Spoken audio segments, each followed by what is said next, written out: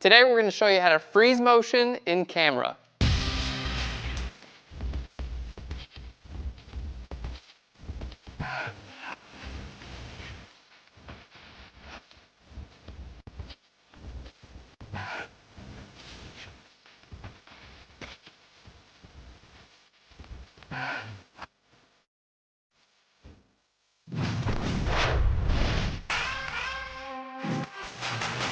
Hey guys, and welcome to Phlearn. My name is Aaron Nace, and you can find me on the all-new Phlearn.com, where we make learning Photoshop and photography fun. And I'm so excited about today's episode because we're going to show you some great ways to freeze motion in camera.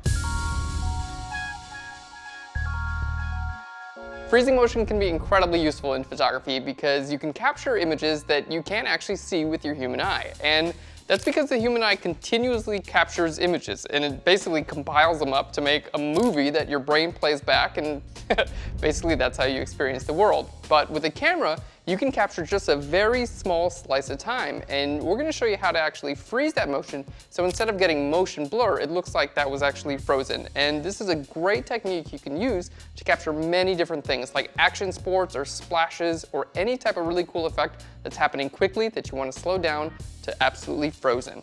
So today we're going to show you a couple of different ways to actually freeze motion, and we're going to start off with a more simple way, which is using our shutter speed outdoors on a sunny day. And the shutter speed works a lot like what's going on with your eyes. So as long as your eyes are open, you're capturing images. Same thing with a shutter speed. If you have a shutter speed that's set up to half a second, if something's moving around during that scene for that half a second, it's going to be moving around during your image. So the shorter you make your shutter speed, it's almost like if you were to blink your eye really quickly, that's all you would wind up seeing with your eye. So shutter speed is a lot like how long you actually have your eyes open. So the shorter the shutter speed, the better chance you have for freezing motion.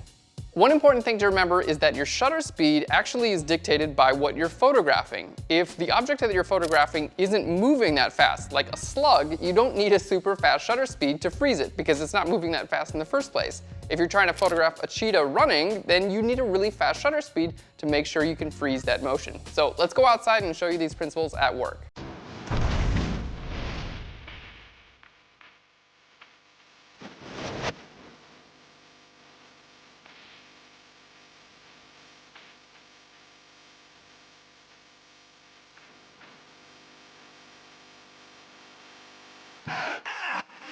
So here we are on site. It's a bright sunny day, and this is actually the perfect time to get a fast shutter speed to freeze motion. The one thing to kind of keep in mind is that the faster your shutter speed gets, the less light is actually going to be let into your camera. Now, that's usually not a problem on a bright sunny day like this, but keep in mind that if your shutter speed is too fast and it doesn't let enough light into your camera, your image is actually going to turn out dark. So if you're shooting outside and you want to make sure you get the best possible exposure, make sure you shoot on a day just like this.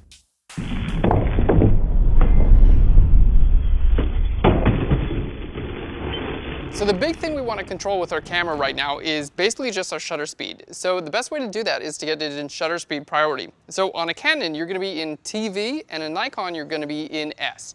Basically, you can choose your shutter speed, and then your aperture and your ISO are going to be chosen for you to help you make the best exposure. So now we're going to bring our subject in, and we're ready to start freezing motion. So we're going to start at 1/60th of a second, and we're going to get faster and faster and faster, and we're going to show you those shots as we go through. So starting with 1/60th of a second, you can see these shots have quite a bit of motion blur. His hand is a bit blurry and I can't really see what's going on. So we're bumping it a little bit faster. Our next shot we're going to be photographing at 1/125th of a second. And you can see it's starting to freeze, but especially in his foot, we're still seeing some blur. Next we're going to shoot at 1/200th of a second. And we can see here we're really starting to freeze motion. I see a little bit of blur in the foot, but we're starting to get something acceptable. Now we're bumping up all the way to 1/1000th of a second, and here's where we're really freezing motion. I can see almost no motion blur in the entire image, which is exactly what we want.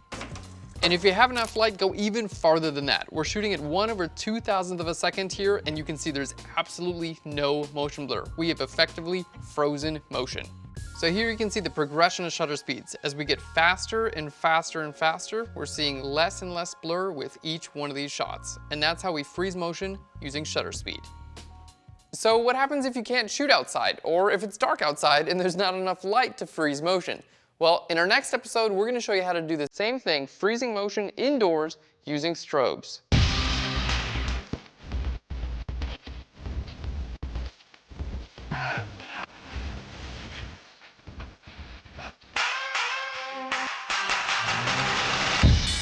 Thanks so much for watching Phlearn, guys. I hope you enjoyed this episode and learned a little bit more about how to control your camera and get some great shots. Now, if you like what we're doing here at Phlearn, be sure to subscribe to our YouTube channel. Super easy. Just click on the screen. We'll put a big button there for you, and you can receive free Photoshop and photography tutorials every single week. And if you have an idea about photography, something you'd like to learn, please leave it in a comment down below. We'd love to hear from you. Be sure to check out our pro tutorials. We offer amazing instructions for retouching, compositing, color, and much more. Thanks again, guys. I'll Phlearn you later. Bye, everyone.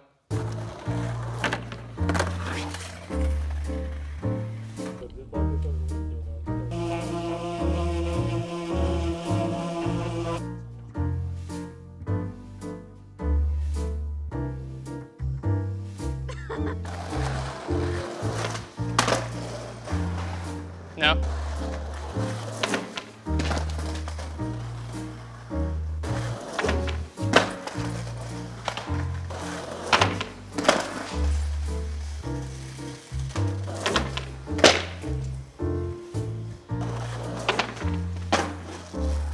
So you can see freezing motion outside is pretty simple. All you have to do is shoot on a bright sunny day. So you can see shooting outdoors is pretty simple. So you can see shooting outdoors. So you can see freezing motion is really easy outside. Just make sure you're shooting on a bright sunny day and use as fast shutter speed as possible. Woo! Nicely done.